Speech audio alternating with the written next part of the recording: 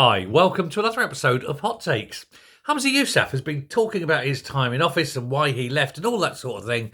And boy, is it an example of trying desperately to rewrite history.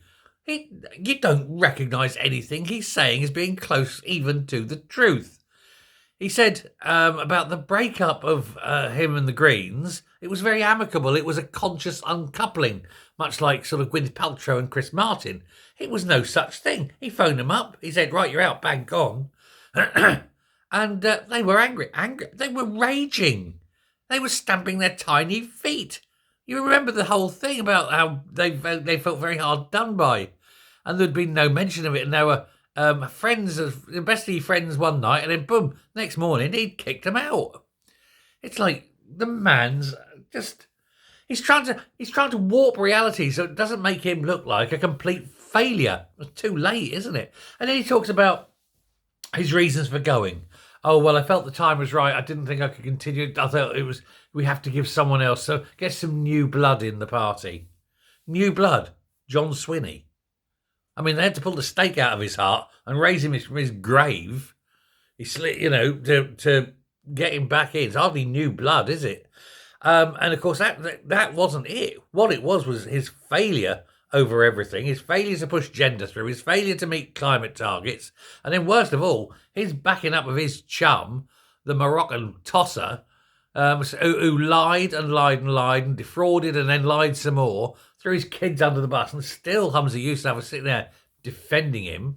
That's why you had to go, mate. Don't give me none of this kosh about, oh, well, I felt the time was right and we felt new blood. Oh, blah, blah, bollockery, crikey. It is absolutely, all I can say, it's a farrago of bullshit, isn't it?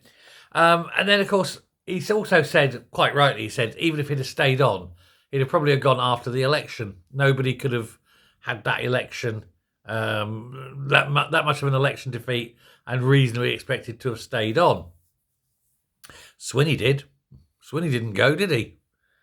But it's just an astonishing set of lies as he's trying to set himself up to be. Oh, don't listen. Don't acknowledge the evidence of your own eyes and ears. Don't cast your memory back and remember the things that actually happened. Let me tell you what happened and take my word that that's what happened. Let me overwrite what you know. And try to make himself out to be this glorious statesman, the elder statesman of Scottish politics.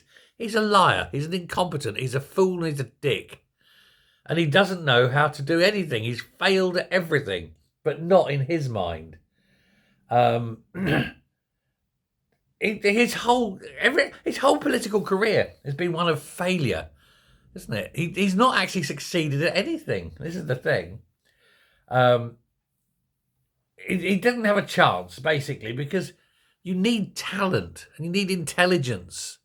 And they are, I think, very, very lacking. But not just in him, but in just about everyone in the SNP. And that's the trouble. You've got a whole party like this. There's only one or maybe two at a push that I'd respect. But when you've got a party like this, who the hell would lead them? And once Swinney goes, and let's face it, Swinney's a dead duck, isn't he? He is no more the leader than I am. But Flynn's burst his bubble, hasn't he? So who else? The only person, literally the only person left is Kate Forbes. And they all hate her. It's going to be interesting. But yeah, Humza, thank you for going. Now really go. Just don't come back. I don't want to hear from you again. Please disappear from our consciousness. Thanks very much. Bye.